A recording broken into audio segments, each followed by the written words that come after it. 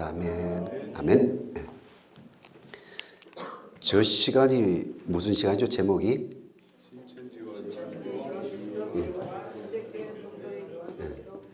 요한계시록 있는데, 그죠? 신천지인들은 어떻게 이해를 하고 우리는 어떻게 이해하는가가 아니고 누가? 우리가 어떻게 두 가지를 지금 제가 하는 건데요. 신천지는 요한계시록을 어떻게 이해하는가고요. 두 번째는 지금 현재 우리가 요한계시록을 어떻게 이해하는가? 아니고 누구? 초대교회. 초대교회 성도들이 요한계시록을 어떻게 이해하는가? 이게 이제 제가 하는 겁니다. 여러분들이 이제 그 신천지를 신천지들의 어떤 성경을 분석하고 해석하는 것을 어떻게 하는지 이 틀을 잡으셔야 돼요. 제가 이제 신천지 강사들 이제 나왔지만 그 강사들하고 많이 대화도 해보고 또 상담도 해보고 그러면 이 강사들은 좀 괜찮은데 신천지 지금 현재 다니는 사람들은 신천지가 무슨 말하는지 알질 못하고 다녀요. 단지 기존 교회보다 더 깊이 가 있고 또 이 시대는 이걸 받아야지 제사장이 되고 구원받는다 이런 어떤 자긍심 그런 것이지 도대체 자기들이 배우고 있는 내용이 뭔지를 파악을 못해요. 왜 그러냐 그러면 거기서는 큰 틀을 안 가르쳐줘요. 그 퍼즐이 있다 그러면 조각조각 가르쳐줘요. 그래서 조각조각 배우면서 야 성경적이야. 아까도 말했듯이 6,000년 만에 처음으로 열린 말씀이야. 이런 자긍심이 있지. 이게 큰 그림을 맞춰 놓으면 어떤 그림이 되는지를 잘 몰라요. 그래서 이제 저에게 상담으로 오면 이제 큰 그림을 그려줘요. 그래서 그 큰 그림 속에 이제 상담을 하면 이게 안 듣고자 하면 모르지만 듣고자 하면 한 서너 시간 되면 이렇게 줄을 잡아요. 아, 잘못됐구나. 안 들으려고 하면 어떻게 합니까? 안 들으려고 하는. 이제 저는 하는 것은 듣고자 했을 때 이제 대화하면서 이렇게 쭉 풀어가 주는 거거든요. 그래서 신천지는 이제 성경을 어떻게 이해하느냐 했죠. 그래서 그들은 누가 있다고 했어요? 목자들이 있다 그러잖아요. 그래서 이게 이제 목자가 있는데 세 종류의 목자가 있다 그래요. 무슨 목자가 있다고요? 세 종류의 목자가 있다. 무슨 목자가 있을까요? 하나님 앞에 목자들이 있는데 세 종류의 목자들이 있다. 그래서 성경에는 목사라는 호칭이었기 때문에 목사라고 호칭을 붙이면 비성경적이다 이렇게 얘기를 해요. 그럼 어떻게 붙여야 되냐면 목자라는 호칭을 붙여야 된다 이렇게 얘기를 해요. 그래서 그들은 이제 강사라는 호칭을 많이 불러서 써요. 전도사, 강사라는 호칭. 목사라는 호칭은 잘 안 불러요. 이제 대외적으로 할 때는 목사라는 호칭을 붙여요. 근데 자기들 나름에서는 목사라는 호칭. 왜? 비성경적이다 하니까. 근데 목사라는 호칭이 성경에 있어요, 없어요? 있죠. 목사라는 호칭이 있습니다. 그러니까 그래서 이들은 이제 언약의 목자. 다른 말로 하면 약속의 목자. 그 다음에 예언의 목자.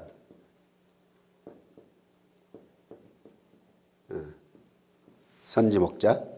그 다음에 일반 목자. 이렇게 구분을 해요. 그러면 이 예언의 목자하고 언약의 목자하고 다른 점이 뭐냐 했을 때 언약의 목자나 예언의 목자나 하나의 말씀을 받는 건 같은데 다른 점은 언약의 목자는 한 시대를 책임지는 다른 말로 하면 육계 보호자 구성의 사명을 받은 목자 육계 뭐예요? 육계 보좌 구성의 사명을 받은 목자. 이 사람을 누구라 한다고요? 언약의 목자. 그러니까 몇 명 있다고 해요? 언약의 목자가 시대에 따라 아담, 노아, 아브라함, 모세, 여호수아, 예수 그리스도, 마지막 최종 목자인. 근데 이건 누구도 이런 식으로 쓰냐 그러면 이슬람에도 이런 논리가 있어요. 이슬람에도 예수님을 이슬람은 하나님으로 봐요, 안 봐요? 안 봐요. 뭘로 봐요? 선지자로 봐요. 그래서 큰 선지자들이 있는데 5명이나 6명이 있다 그래요. 그래서 마지막 선지자가 마호메시다 이렇게. 그러니까 이게 이단들이 그냥 어느 날 갑자기가 아니고 역사 속에 그냥 그대로 이렇게 대해졌던 것들 한 사람이 계속 그 부분을 자기다고 얘기하는 그런 논리들은 계속 역사 속에 있어졌는데 나다 이제 이렇게 하는 그걸 모아서. 근데 역사를 모르면 맞다 이런 거예요. 역사를 알면 누가 썼던 말인데 하는데 역사를 모르니까 맞아 이렇게 되는 거죠. 그러면 일반 목자는 누구냐 그러면 언약의 목자나 예언의 목자가 말씀을 받은 것들을 배워서 전하는 자. 이것이 일반 목자다. 이렇게 이제 얘기를 해요. 이제 목자 구분은 이렇게 되는 거고요. 그래서 시대가 몇 시대가 있다고요? 그들은 시대 구분.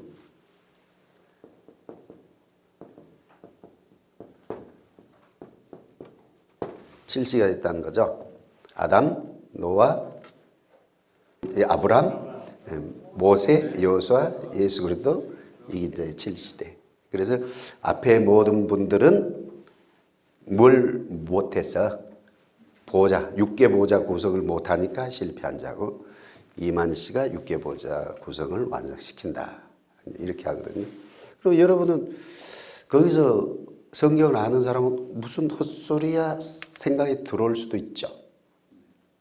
누구? 모세는 장정만 해도 몇 명이요? 60. 14만 4천이 넘었잖아. 그런데 모세가 구성한 것은 어떻게 구성하던가요? 1000부장, 100부장, 50부장, 10부장 이 제도를 하죠. 그잖아요. 뭐 지파장 뭐 이렇게 안 하고. 그러니까 이제 성경을 좀 전반적으로 성경을 아는 분들은 신천지가 쭉 가르치면 이게 충돌이 오거든요. 근데 아예 모르는 사람도 모르니까 아예 흥미가 없고 성경을 여기 말로 표현해 어중간히 알면 성경적이네 이러죠. 제대로 알면 충돌하죠. 자꾸 이게 그들의 논리와 다른 성경 구조로 자꾸 충돌하죠. 아닌데 이렇게 돼요. 그래서 그런 부분. 7시대를 나누기도 하고요. 또 3시대로 나눠요. 3시대. 무슨 시대? 어떻게 해요? 구약 시대,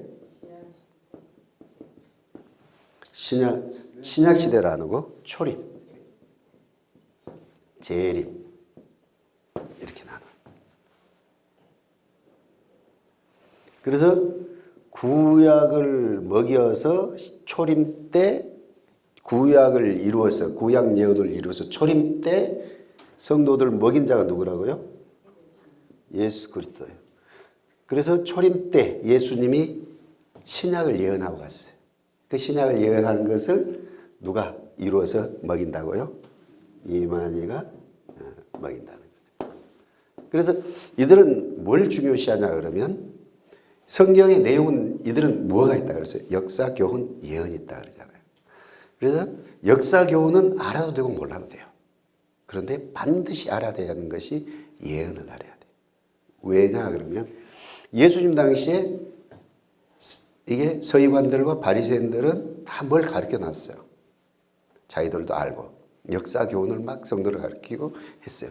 그런데 구약의 예언을 모르니까 구약을 성취한 예수님을 뭐라고 하고 이단의 괴수라고 하고 죽이고 십자가에 못 박아 죽였다는 거예요. 예언을 알았으면 예수님을 뭐하지 않을 건데 죽게 하는 거예요.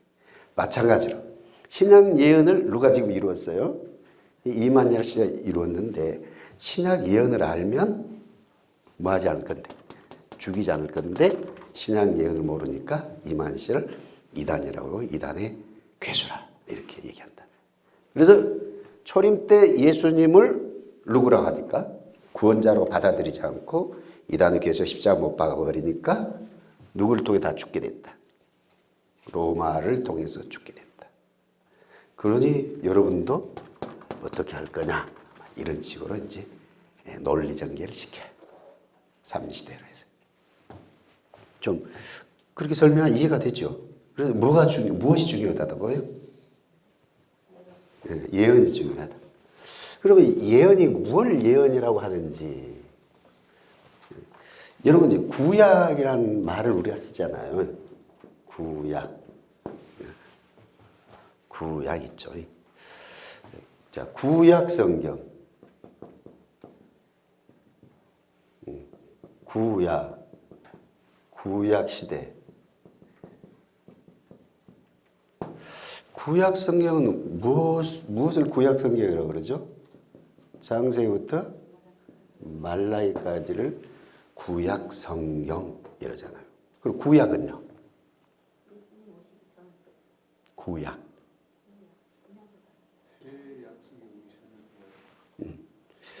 우리가 언약을 보면 우리 방성 목사님을 통해서 언약을 지금 배웠었는데 집에 가서 좀 읽어보시면 이게 딱 잡힐 건데 집에 가서 안 읽어보셨죠?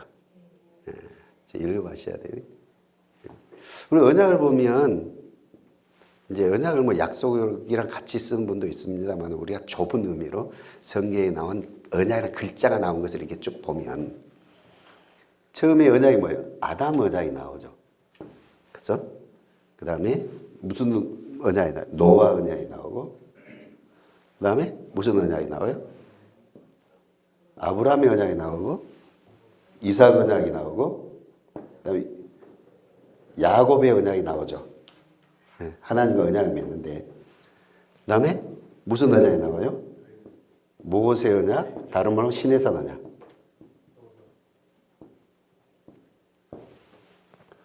또 여호수아하고는 언약을 맺지 않죠. 언약을 시내산 언약을 다시 재점검하는. 그 다음에 다윗 언약이 나오죠. 다윗 언약. 그 다음에 무슨 언약? 새 언약이 나오죠. 이제 신천지는 이제 사람과 사람 사이에 맺은 언약도 그거 잘 나와 있습니다. 언약 반드시 보세요.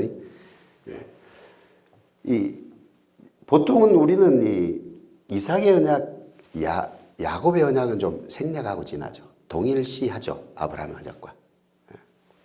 그래서 이렇게 지금 언약 있잖아요. 그러면 새 언약이라고 쓸 때는 어떤 것을 상대적인 개념으로 쓰는 거죠. 그러면 어떤 언약과 상대적 개념으로 새 언약을 썼을까요? 아담의 언약을 했을까요? 노아 언약을 했을까요? 아브라함, 모세, 다윗 아니면 새 언약 전부 다를 옛 언약으로 했을까요? 그러려면 이제 성경으로 우리가 들어가 봐야 되죠. 성경에 어디 나옵니까? 예레미야? 한번 읽어보세요. 새 언약에 대한 예언이 나와요. 한번 읽어보시겠습니까? 새 언약에 대한 예언이 나옵니다. 여기. 여호와의 말씀이니라 날이 이르리니 내가 이스라엘 집과 유다 집에 새 언약을 맺으리라. 맺을 것이라고 예언을 하죠. 그죠? 그 다음에 그 새 언약과 상대적인 언약이 뭐라고 말합니까? 읽어보세요. 이 언약은 내가 그들의 조상들의 손을 잡고 애굽 땅에서 인도하여 내던 날에 맺은 것과 같지 아니하리라. 그러니까 새 언약인데 어떤 언약과 다르다고요? 조상들을 애굽 땅에서 끌어낼 때 세웠던 언약. 무슨 언약이요? 모세 언약도 신의 언약. 이것을 무슨 언약이라고요? 옛 언약. 이것만 잡아도 오늘 좀 앉아있는 보람이 있겠네요. 새 언약이에요. 그래서 신해산 언약을, 다른 말로 이 신해산 언약을 보통 우리는 뭐라고 표현합니까? 율법 이렇게 표현하죠. 이 새 언약을 다른 말로 하면 복음. 그래서 항상 율법과 복음을 이렇게 로마서 같은 비교로 막 하잖아요. 그래서 율법은 뭐라고 그래요? 행위. 그럼 복음은 뭐예요? 은혜. 다른 말로 하면 선물. 다른 말로 하면 이건 자력. 여기 다른 말로 하면 타력. 자기 힘으로. 타인의 힘으로. 뭘 갖는 걸? 의. 의를 갖는데 내가 스스로 해서 의를 갖느냐? 아니면 나는 아무 죄인데 예수님으로 말미암아 내가 의를 갖느냐? 이게 복음, 은혜, 선물, 타력. 의는 이것을 갖다가 하나님의 의. 로마서 10장에 보면 하나님의 의를 모르고 자기 의를 세우려고 이렇게 표현합니다. 여기를 자기의 이렇게 쓰죠.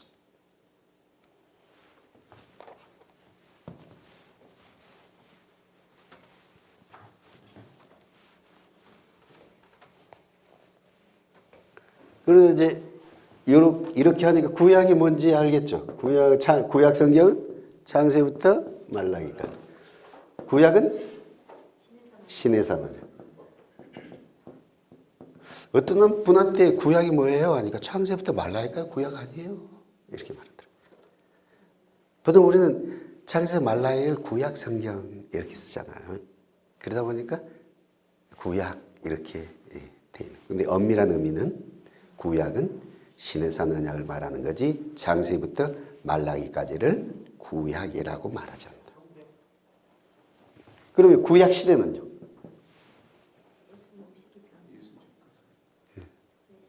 성경 뭐라고 해요? 그러면 여기서 보니까 모세부터 시작을 해서 어디까지일까요? 여자가 난 중에 가장 큰 자가 누구라고?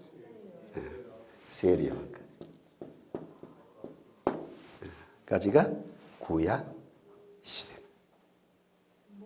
모세 이전에는 뭐라고 부릅니까? 모세 이전에는 이제 다르게 많이 부르잖아. 이렇게 뭐 족장 시대, 뭐 양심 시대 이렇게 부르잖아요.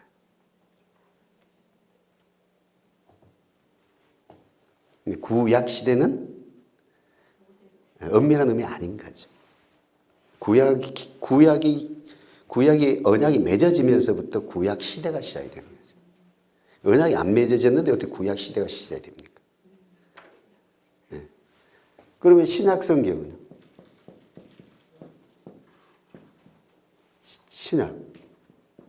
신약 시대.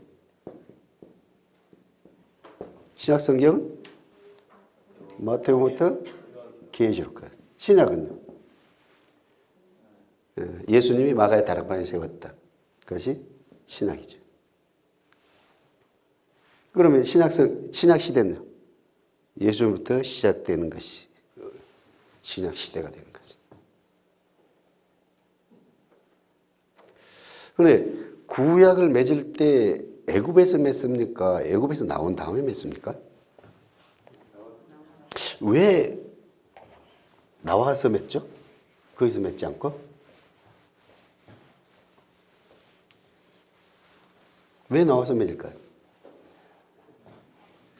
새 언약을 맺을 때 예수님이 공생의 시작하면서 새 언약을 맺습니까? 예수님의 사역을 다 마치면서 새 언약을 맺습니까? 그것에 대해 생각해 보신 적 있어요?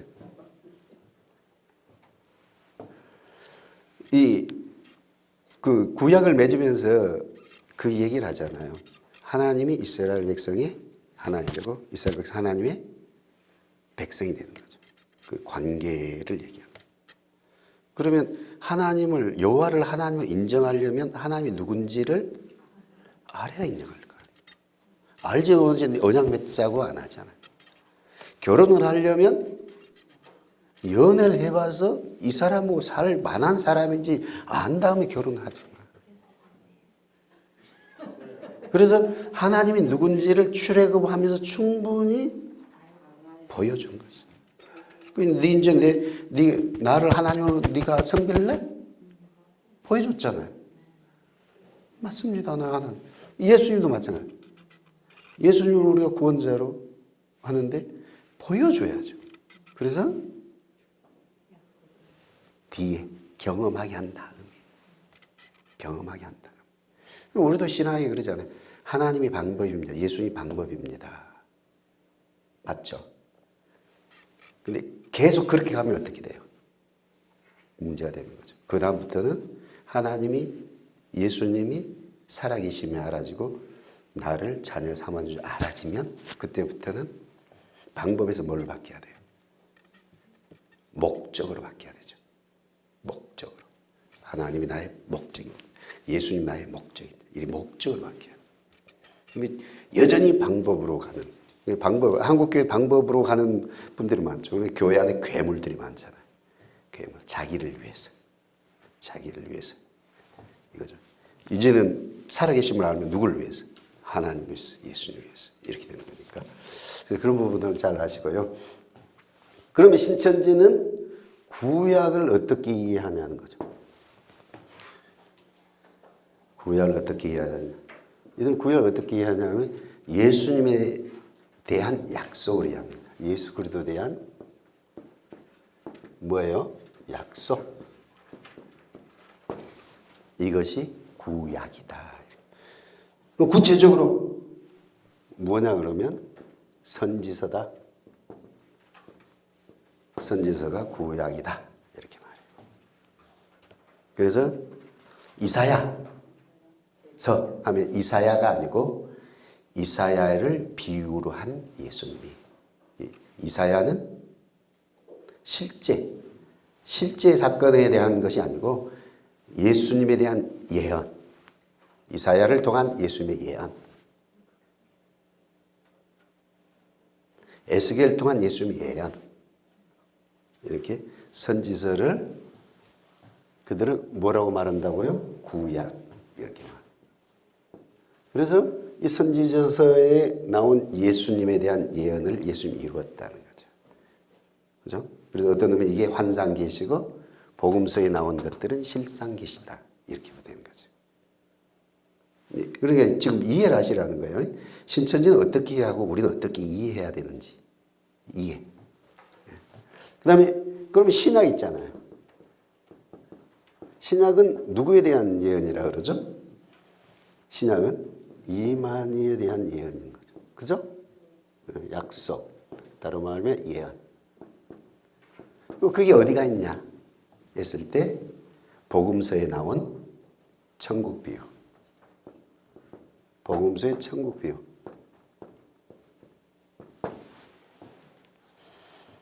그래서 마태복음 13장 천국 비유들 나오잖아요. 씨밭 나무새. 그럼 그 도대체 그게 뭐냐 그러면 신천지가 이루어질 것을 예언한 거라는 거예요.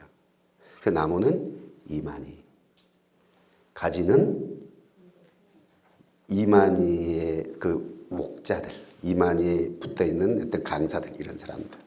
이파리는 전도사, 열매는 신천지 성도.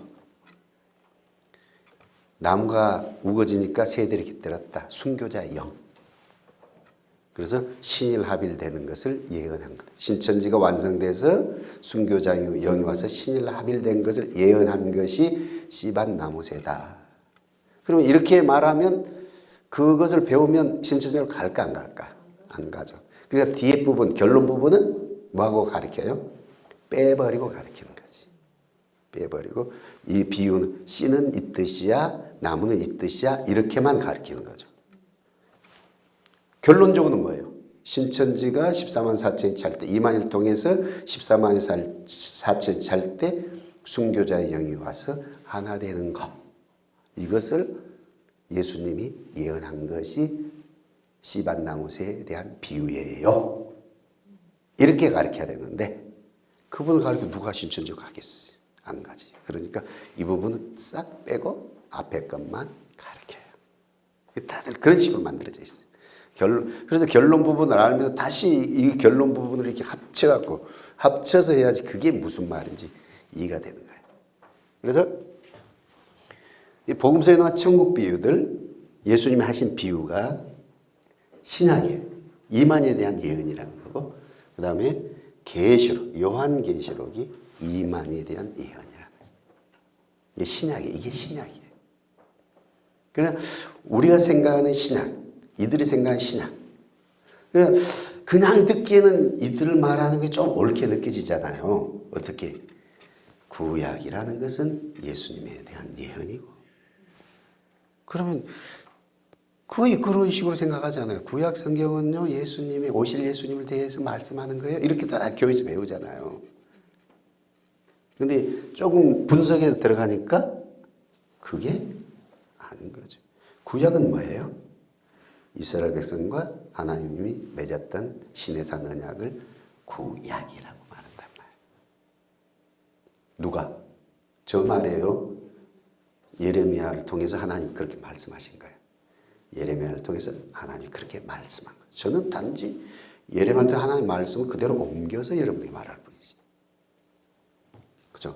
그래서 이들이 이제 구약이라는 개념, 신약이라는 개념. 그러니까 요한계시록은 무엇을 얘기하는 거라고요? 요한계시록은 예언. 요한계시록은 예언이라는 예언. 어떤 예언이냐?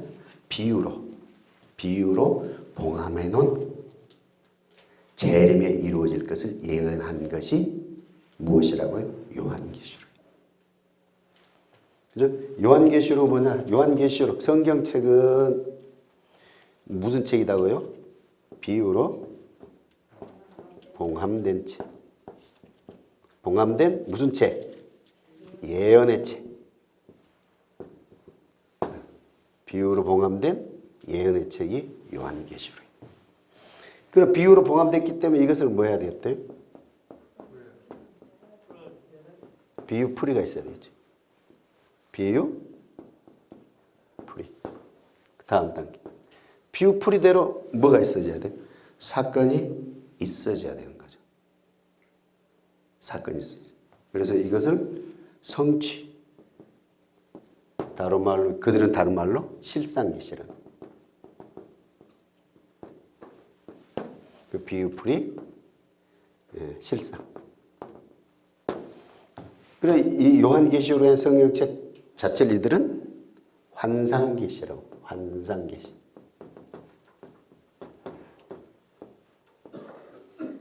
실상계시. 비유풀이.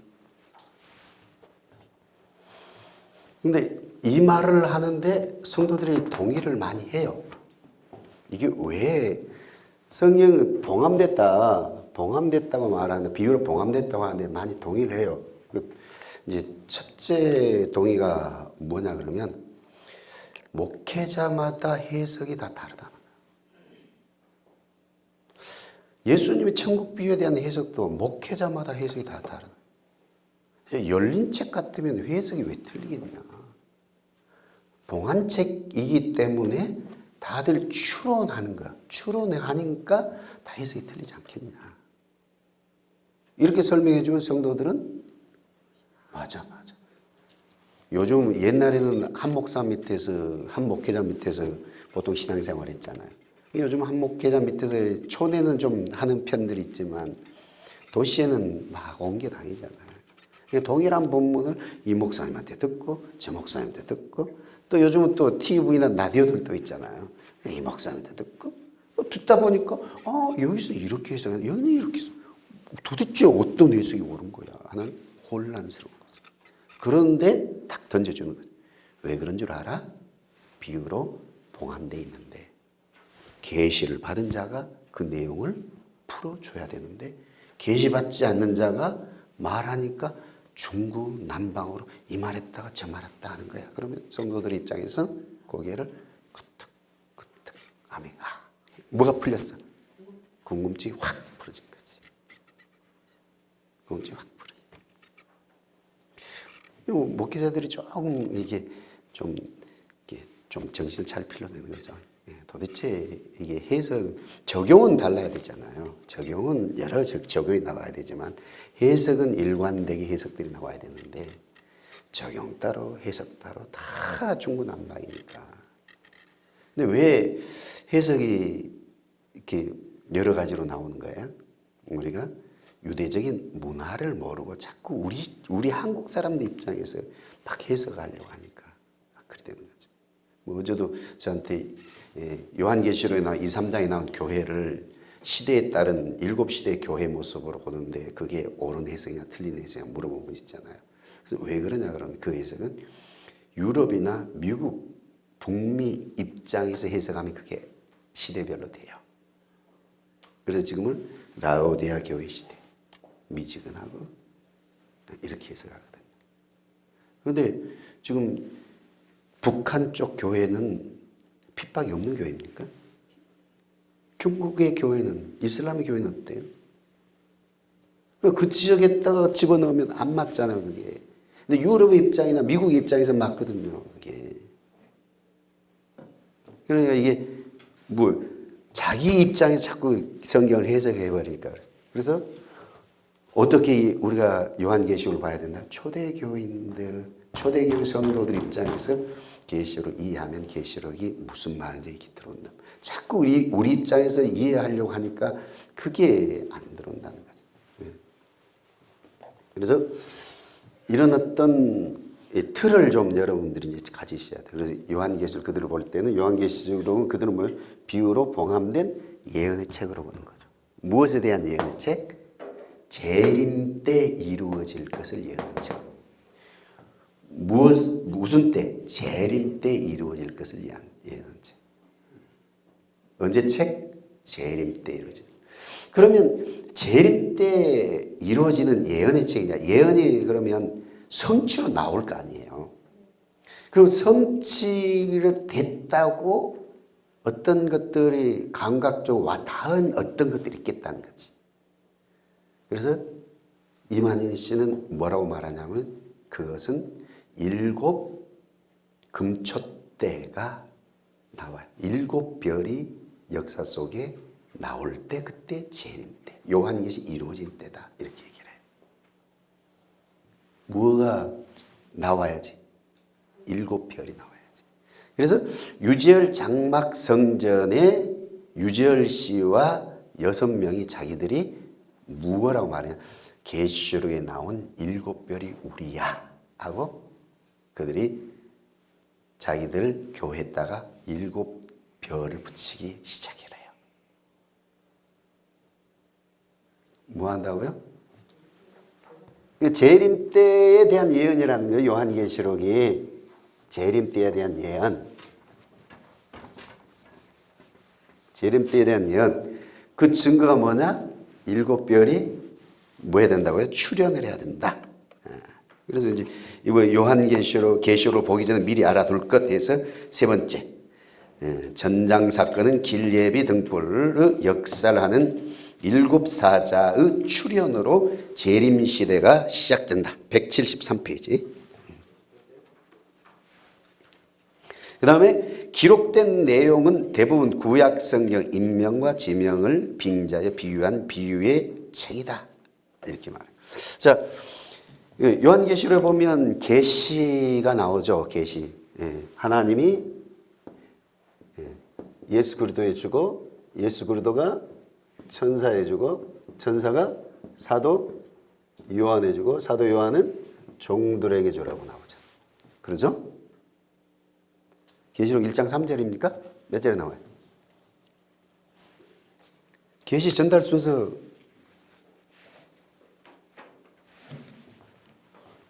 여기는 천상,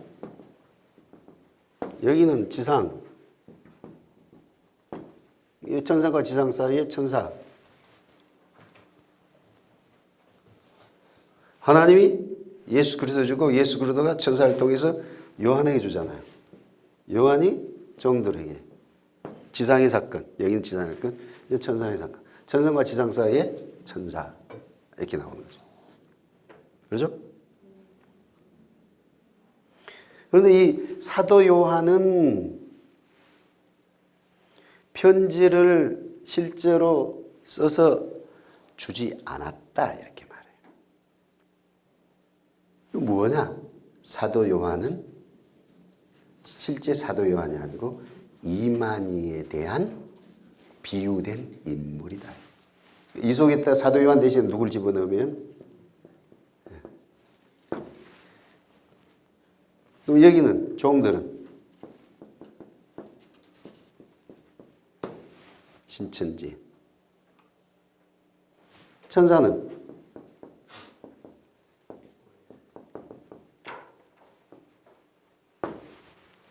보혜사의 영. 우리는 삼위일체 하나님을 믿는데 이들은 삼위일체 하나님을 안 믿습니다.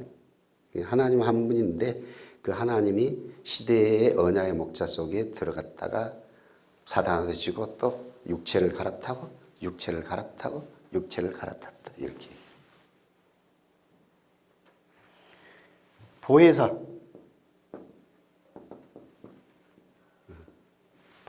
보혜사와 또 다른 보혜사 나오죠. 성경은. 그럼 우리는 보혜사를 누구로 봅니까? 예수님. 또 다른 보혜사를 성령님으로 보죠. 그렇죠? 근데 신천지는 어떻게 보냐 그러면 보혜사는 영이 있고 육체가 있다 그래요. 그래서 초림의 보혜사, 이것은 보혜사인데 초림의 보혜사의 육체가 예수 그리스도. 영은 요한복음 1장 50 몇 절입니까? 1절에 2절이요. 거기 보면 인자가 한번 찾아보세요. 요한복음 1장. 요한복음 1장 마지막 절. 또 이르시되 진실로 진실로 너희에게 이르노니 하늘이 열리고 하나님의 사자들이 인자 위에 오르락내리락한 것을 보리라. 하나님의 사자 천사들. 그 오르락내리락한 천사 이것을 보혜사 영이라고 말합니다. 그러나 예수님이 세례 받을 때 성령이 비둘기처럼 그 다음에 오르락내리락한 사자 이 두 가지를 보혜사 영으로 보는 거고 예수님이 보혜사 육체 이렇게 봐요. 그 다음에 또 다른 보혜사는 뭐냐 그러면 여기. 그래 이만희 씨는 보혜사 육체고 이 천사는 보혜사의 영 이렇게 봐요.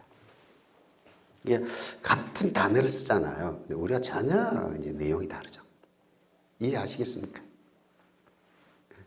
그래서 이만희 씨가 또 다른 보혜사다 이렇게 얘기를 합니다.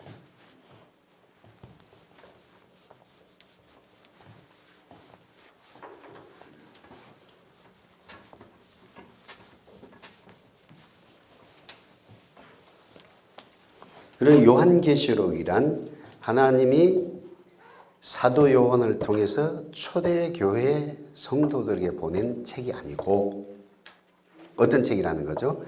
재림 때 이루어질 것을 사도 요한에게 환상으로 보여주고 사도 요한은 그 의미도 뜻도 모르고 그것을 받아 써놓은 책이 요한계시록이다는 이해죠. 그들은. 무슨 말인지 아시겠습니까? 우리의 이해는 뭐예요? 우리의 이해는 사도 요한은 의미를 알고 그 의미를 알면서 그 책을 일곱 교회에 써서 그들에게 어떤 소망을 주고 낙담하고 소망을 주고 어떤 그런 책이다 이렇게 보는 거고. 그래서 이 2~3장에 이제 1장에 사도 요한에게 예수님이 와서 안수하잖아요. 안수받는 것이 사도 요한이 안수받은 게 아니고 누가 안수받을 것을 예언해 놓은 거라고요? 이만희가 안수받을 것을 예언해 놓은 거라고요.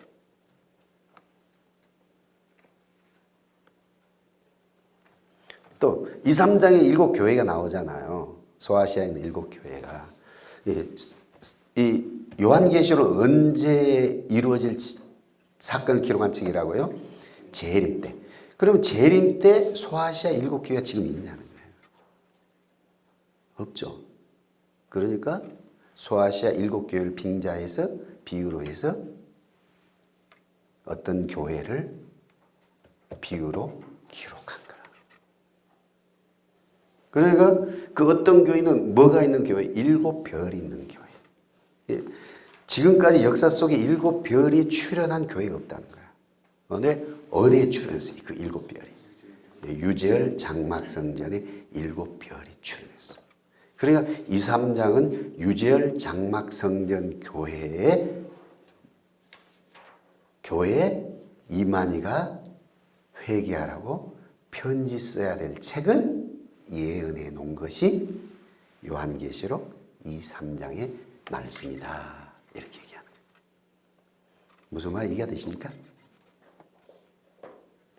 5장은요.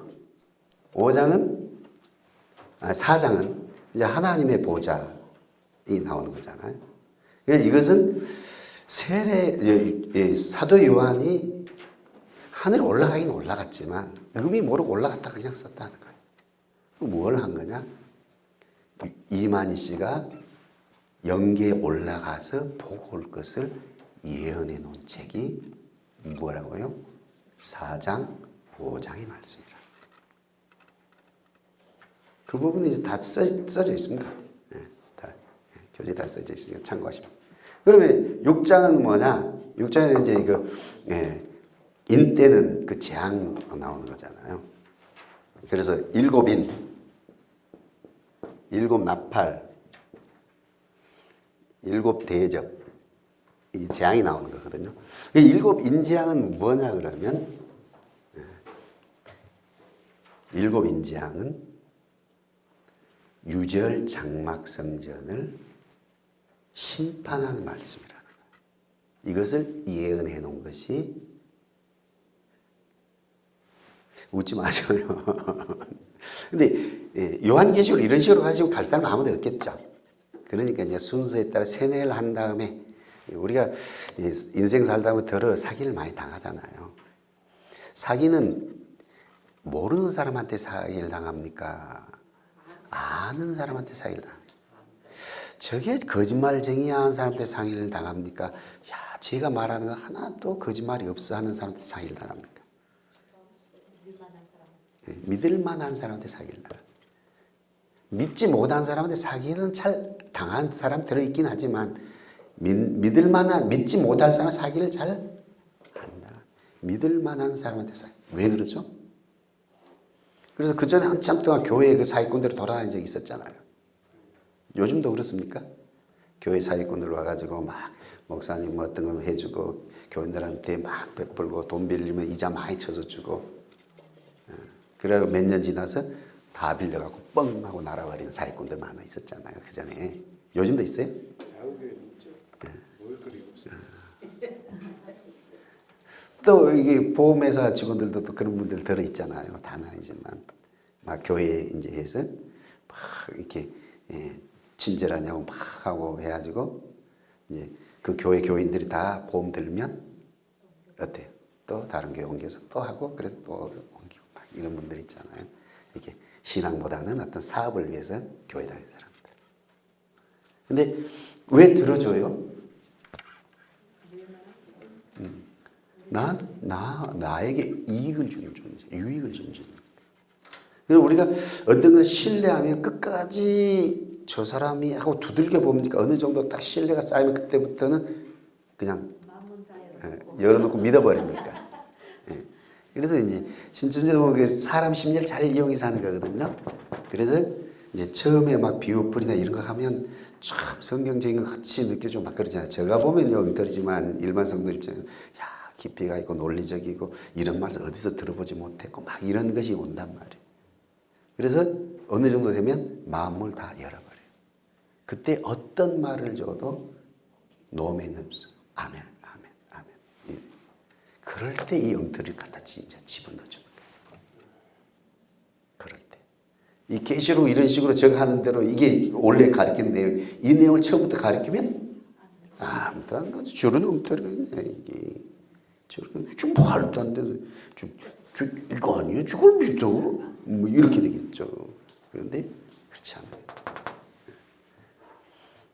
그럼 7장은 무슨 얘기를 하냐 그러면 신천지가 이루어질 것, 14만 4천이 찰 것, 그리고 신천지 제사장이 된 무리들한테 배우는 흰물이 그것을 예언해 놓은 것이 7장이다. 이렇게 얘기합니다. 그 다음에 일곱 나팔은 이제 그 유젤 장막성전이 오공화국의 어떤 것으로 해서 이제 그 유재열이가 떠나고 오평호 씨가 이제 담임을 하면서 교회 개혁을 해요. 그리고 이단의 요소들을 다 없애버리고 정통교회로 바꿔요. 그럼 뭐냐 그러면 정통교인이 된 유재열 장막성전 출신 사람들의 3분의 1을 심판하는 사건이 일곱 나팔의 사건이다. 이렇게 얘기를 해요. 그럼 일곱 대접의 사건 뭐냐? 일곱 대접의 사건은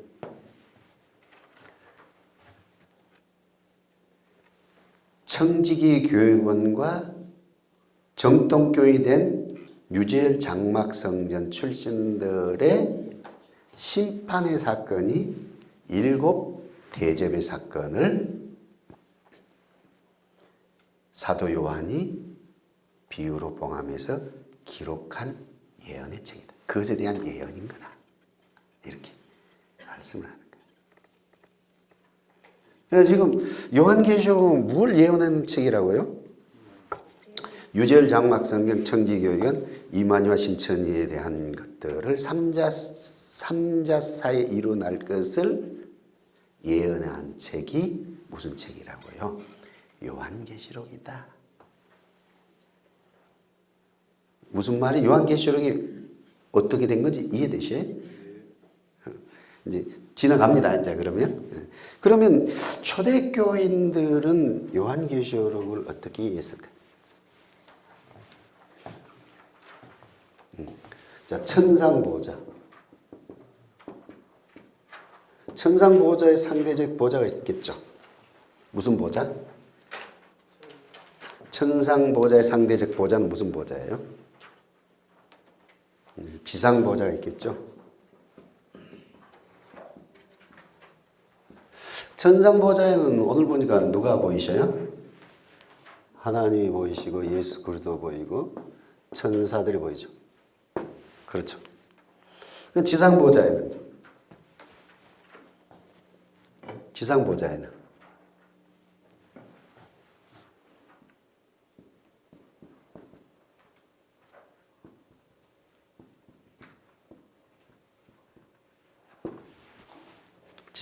누가 있어요? 로마 황제와 그들의 신하들이죠. 성도들이 있습니다. 그 다음에 성도들이 아닌 다른 말로 교회가 있고요. 세상 있죠.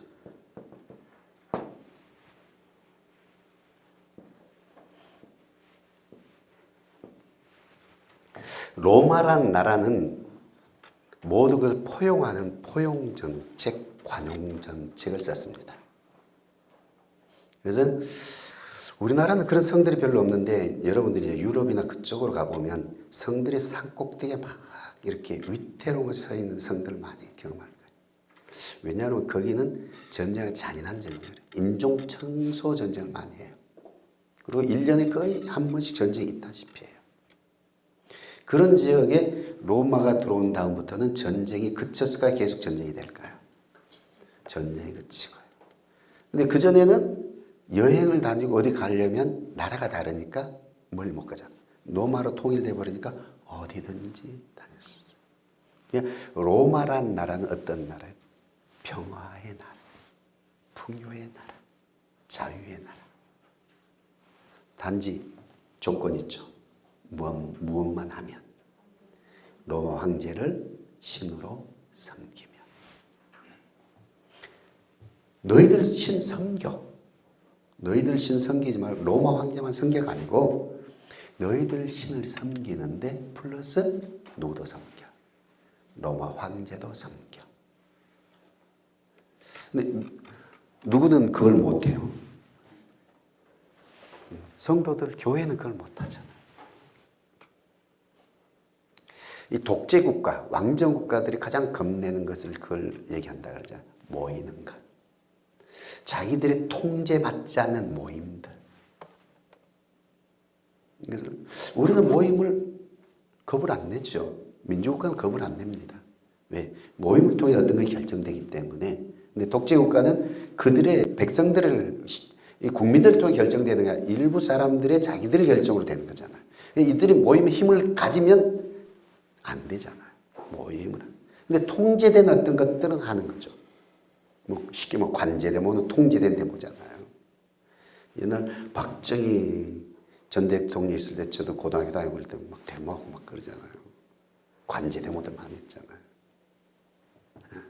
그래서 이 지상보좌가 있죠. 지상보좌 로마 황제와 신하들이 어떤 것들을 보냅니다. 그러면 이들에게 있어서는 어떤 걸, 세상 사람들, 그들의 국민들에게는 어떤 것들이, 무슨 소식이? 좋은 소식들이겠죠. 근데 교회에는 어떤 소식이 오겠어요? 그래서 이제 교회사를 배우면 10대 박해가 나오잖아요. 박해가 나와. 그러니까 성도들은 항상 어디에 귀를 기울여야 돼요? 어디에 귀를 기울여야 돼요? 천상보좌에 귀를 기울여야 되겠어요? 지상보좌의 로마 황제에 귀를 기울여야 되겠어요? 어디에 귀를 기울여야 되겠어요? 현실에는 로마 황제의 귀를. 그 황제가 어떻게 결정을 했느냐에 따라서 그들이 핍박을 당할 건지 평안하게 살 건지, 누가 항상 평안과 고난을 결정하는 거예요? 로마 황제가 고난과 평안을 결정하는 거죠. 그런데 누구는 지금 없어요. 예수님이 승천하셨어요. 그리고 뭐 한다고 하죠? 내가 오마 그랬어요. 근데 와요, 안 와요? 안 와. 안 오고 지금 그들이 겪는 것은 무엇을 겪어요? 핍박, 고난, 아픔. 그래서 짐승의 가죽옷을 입혀서 짐승의 방이 만들고 그렇잖아요. 검투사들의 어떤 죽이고 사자의 밥이 되게. 뭐 우리가 사도 요한도 보면 밤무섬에 유배를 가게 되고, 또 그것만 할까요? 재산도 다 빼앗아 버리고 불태워 버리고 그 동네 살지 못하도록 쫓아내 버리고. 그러면 그들이 기도를 할까요, 안 할까요? 기도를 하겠죠. 기도가 상달된다고 느낄까요, 못 느낄까요? 왜? 상달된다고 느끼면 뭐가 없어야 되는데? 핍박은 여전히 핍박이고 여전히 고통이 당한다. 근데 누구는 아직도 안 오고, 예수님 아직도 안 오고. 그리고 나는 귀히 여기는 자예요, 버림받은 자예요. 누구에게? 하나님께, 예수님께 버림받았다는 이 버림받음에 대한 어떤 그 핍박보다 더 힘든 건 그거잖아요. 내가 버림받았어. 나는 버림받았어. 기도를 해도 외면하니. 이게 누구라고요? 초대교회 성도들이 느꼈던 그 마음. 그래, 요한계시록은 무슨 책이라고요? 서신서란 말, 서신서. 다른 말로 하면 편지. 편지는 쌍방은 알면서 그것을 기초 위에 쓰는 것들이 많단 말이에요. 제3자가 보면 큰 틀은 좀 이해가 되지만 자세한 건 이해가 잘 안 돼요. 왜? 생략하고 쓰니까. 그러니까 요한계시록에 생략된 부분은 어떤 부분이 생략된 거예요? 이 부분이 생략돼 있어요. 이 부분이 생략돼 있단 말이에요. 그리고 우리는 제3자 입장이잖아요. 그러니까 무엇을 복원해서 일가지 계시로 이해되는 거예요?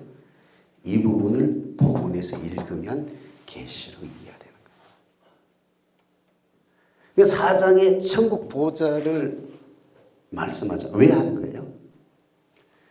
지상 보좌의 로마 황제와 신하들의 어떤 결정으로 너희들이 운명이 결정되는 것이 아니라 누가 통치한다? 내가 통치한다. 내가 통치한다. 그래서 우리가 성경에 보면 그러잖아. 베드로가 예수님 무리로 걸어오잖아요. 베드로가 주시거든 나도 무리로 걷겠어. 걷죠. 무리로 걸어야 안 그래요. 근데 어떻게 돼요? 잠시 후에 의심에서 빠진 거예요. 예수님을 놓쳐서 빠진 거예요. 거기서 뭐라 그래요? 예수님 보다가 예수님 놓치고 뭘 봤다 그래요? 바람과 물결 봤다 그러잖아요. 누가 놓쳐진 거예요? 예수님 놓쳐지고 이게 보이는 거죠. 그래서 초대교회 성도들이 지금 하나님은 요한을 통해서 무엇을 놓쳤다고 얘기하는 거죠? 너희들이 나를 놓쳤다. 나를 놓쳤다. 누구만 보이고 로마 황제 지상보좌만 보이고 여기서 결정하는 것이 아니고 요 위에서 결정하는 건데 너희들은 위에서 결정하는 것이 아니고 여기서 결정하는 거라고 너희들은 생각하니까 지금 그런 거다. 그래서 요한을 통해서 아니야. 여기를 봐야 돼. 여기를 봐야 돼. 그러면서 이제 예수님을 소개하죠. 예수님. 그죠? 예수님 소개하죠. 우리가 세 영역으로 볼 수 있는데 천상, 지상, 음부. 성도들이 느꼈을 때는 지금 어떤 걸 느끼죠? 예수님이 어디에 계신 분이에요? 승천하에 천상에 계신 분이에요. 그런데 요한복음 1장에 보면 예수님을 천상에 계신 예수님으로 소개해요. 교회 가운데 다니고 있고 별을 붙들고 있는 지상에서 활동하는 예수님으로 소개를 해요. 그들이 느끼는 정서는 어떤 정서인데요? 자기들과 상관없이 멀리 있는 예수님인데 요한을 통해서 아니야. 내가 너희들 그냥 사이를 걸어간다는 거예요. 너희들 형편과 처지를 잘 안다는 거예요. 그러면서 예수님을 소개하는데 지상에서 다니는데 어떤 자로서 지상에 다닌다 그래요? 보통 이걸 해석할 때 대제사장의 옷이다 이렇게 해석을 합니다. 무슨 옷? 대제사장의 옷을 입고 교회 사이로 다닌다. 선지자가 있고 제사장이 있어요. 선지자는 뭘 만약 하나님의 뜻이 뭐다 이걸 전해주는, 제사장은 인간의 모든 것을 짊어지고 하나님께 나가는 거죠. 우리의 연약함과 형편과 처지를 다 안다 이렇게. 그래서 예수님은 승천하시고 재림 전에는 지상 교회 성도들과는 아무런 상관없이 천상에만 계시는 분이라고 초대 교인들은 인식하고 있는데 요한을 통해서 사도 요한을 통해 그게 아니고 지금 어디 있다는 거예요? 너희들과 함께 있다. 그럼 어떻게 함께 있어요? 그것이 뭐예요? 함께 있다는 증거가. 봐라, 내가 너희들과 함께 있지. 어떻게 해요? 2, 3장을 통해서 내가 너희들과 함께 있지 않냐. 기도 좀 하시는 분들은 이제 좀 이런 것을 알죠. 어떤 분이 오면 그 하나님이 이렇게 감동을 주잖아요. 그렇죠? 조명을 해주죠. 그리고 그 사람의 형편을 이렇게 쭉 얘기를 해주죠. 그리고 그 사람 어떻게 해요? 펑펑 울죠. 왜? 하나님은 자기와 상관없는 그 하나님인 줄 예수님이 알았는데 자기가 형편 처지를 너무 잘 알아. 남편 때문에 힘들고 자식 때문에 힘들고 빚지는 것 때문에 힘들고 그러면 그 속에서 이제 힘든 모든 게 다 녹아나잖아요. 다 녹아. 왜? 누가 함께 있어? 하나님이 나와 함께 있구나. 예수님 나와 함께 있구나. 왜? 뭘 통해서? 이 사람이 나를 어떻게 냐? 한 번도 만난 적도 없는 사람. 근데 이 사람이 어떻게 내 형편과 처지를 아냐?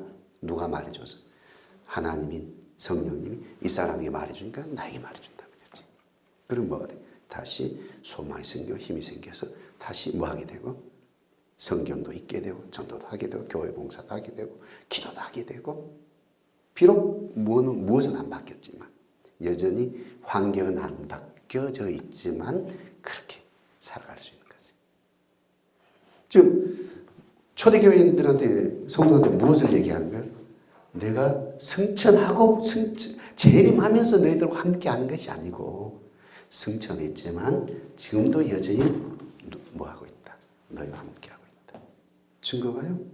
그래서 2, 3장에 뭐 교회에 대한 모든 것들 낱낱이 너희들 이렇지 말하잖아. 그러면서 이제 그 무엇을 소개하냐? 예수님을 먼저 소개해요. 교회에 합당한 예수님의 모습들을 소개하는 거예요.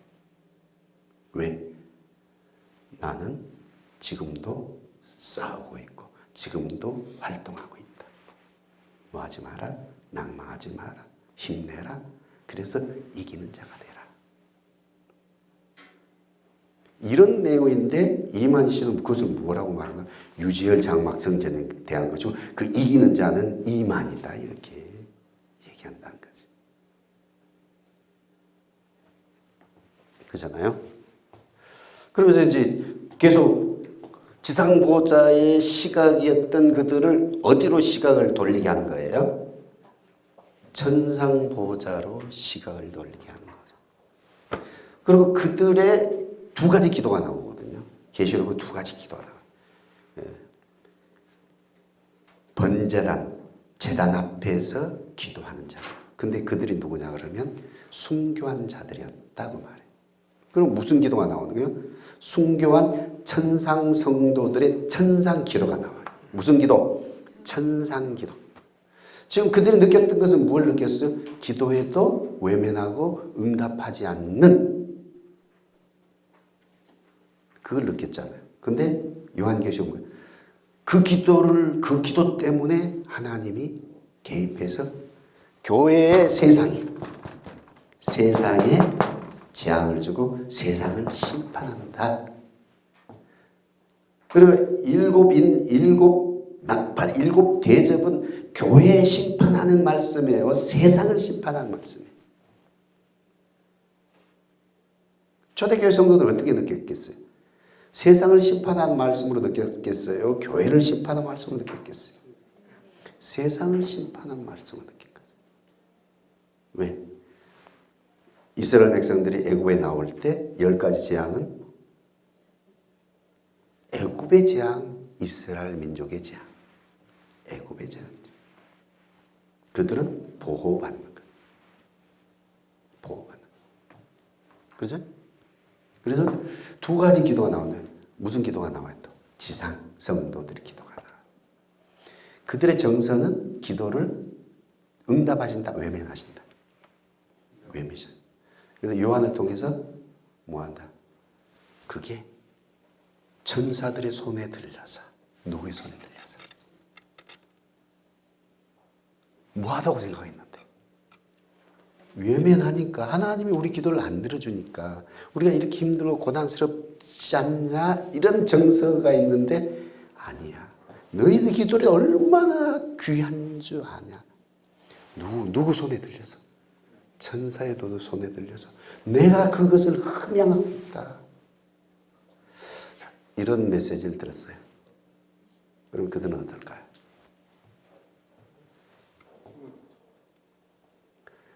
근데 우리는 계속 지금 초대교회 성도들 입장에 요한계시를 해석하려고 자꾸 합니까?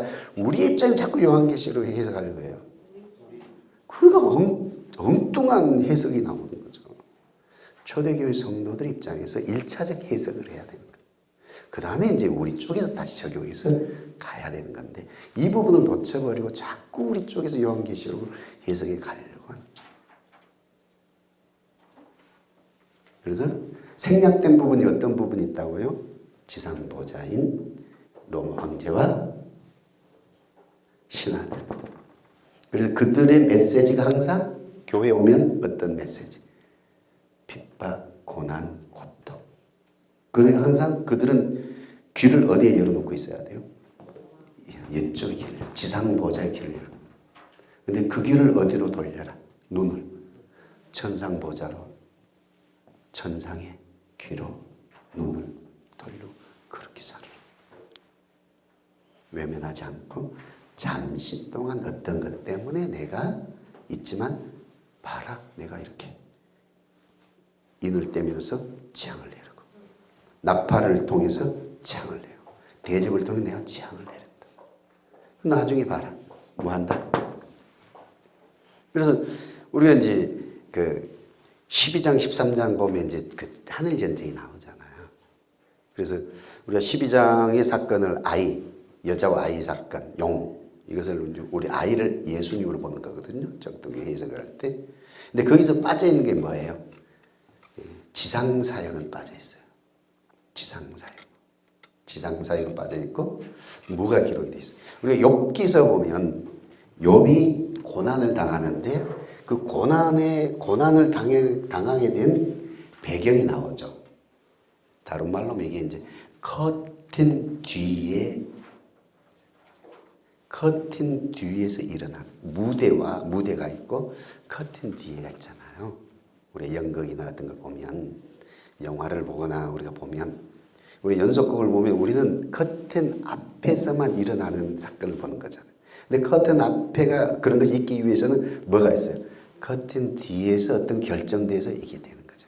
요한계시록은 무엇을 많이 우리에게 보여주는 거예요? 커튼 뒤에서 일어나는 것들을 보여주는 거예요. 욥이 고난을 당해요. 근데 뭐가요? 고난 당하기 전에 천상회의가 이루어지는 거죠. 천상. 그래서 천상회의로 말만 이게 되는 거죠. 그래서 요한계시록은 이 천상의 이 것들을 많이 언급을 해줘요. 그래서 그래서 복음서에는 예수님의 지상 삶을 얘기하는 거잖아요. 근데 그 지상 삶이 있어진 어떤 영적인 어떤 세계, 그 부분을 이제 기록을 좀 많이 하죠. 그래서 이제 그런 쪽으로 이렇게 이제 이 정도 하면 좀 이해가 되시죠, 이제? 그러면서 이제 이제 성도들은 로마라는 나라가 영원한 나라로 보는 겁니까? 잠시 있다가 없어질 걸로 보는 겁니까? 아니, 초대교회 성도들은 영원한 나라로 보는 거죠. 근데 하나님은 뭐라고 말해요? 새로운 나라가 계속 있다가 다 망합니다. 로마라는 나라 영원한 나라가 아니고 또 다음 일곱 머리 열풀. 그래서 새로운 나라가 또 망하고 새로운 나라고 또 망하고 이렇게 하면서, 그러지만 어떤 나라가 이건 다 없어져 버리고 하나님의 나라가, 새 예루살렘이, 이 나라가 영원한 나라다. 자, 이 내용을 알면서 이 땅의 삶을 살아갈 때 그들은 자세가 어떻게 할까? 자, 우리가 이게 녹화 방송이라 그러죠.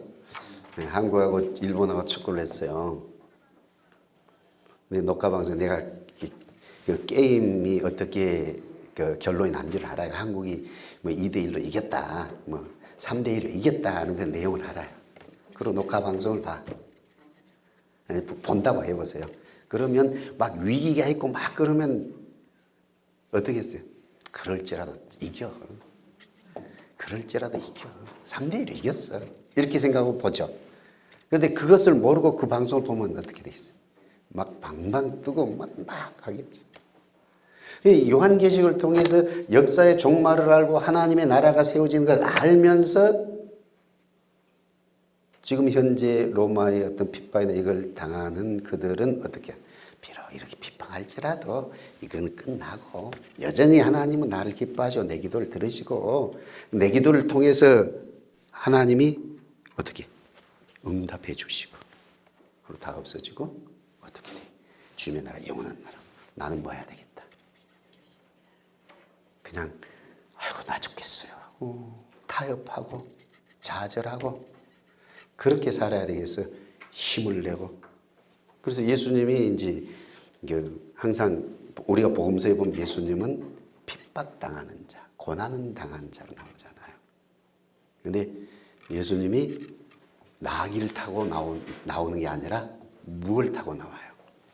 요한계시록에 보면 백마를 타고 피 뿌린 옷을 입고 승리하는 전쟁하는 예수님으로 나와요. 그 말은 무슨 말이에요? 너희들 낙담하고 마지 말고 여기 보면 너희들이 뭐한다. 이렇게 영적 싸움을 싸우는 자로 살 것이다. 이런 메시지를 준 건데 666 표가 뭐고 뭐 계시록 시대는 어떤 새로운 복음이 있고 엉뚱한 데에 이게 다 잡혀 있는 거지. 자, 이해되십니까? 좀 이렇게 해석하니까 좀 새롭게 다가오셔요? 좀 요한계시록 이 내용을 준 거구나 이게 좀 잡히셔요? 네. 은혜가 되죠. 이렇게 요한계시록 설교하면 성도들이 더 힘이 나지 않겠어요? 이게 재앙을 성도들은 교회에 내리고 예수 믿는 자들 내리는 이쪽으로 해석한 사람들이 많잖아요. 근데 재앙은 교회에 내리는 게 아니고 세상에. 또 세상에 재앙을 내리지만 그들도 다시 돌아오라. 구원의 초대로 재앙을 내리는 어떤 그런 것인 거죠. 그래서 그런 부분을 잘 기억하시기 바랍니다. 자, 마쳤습니다. 질문하시고 분 있으면 질문 좀 하시고.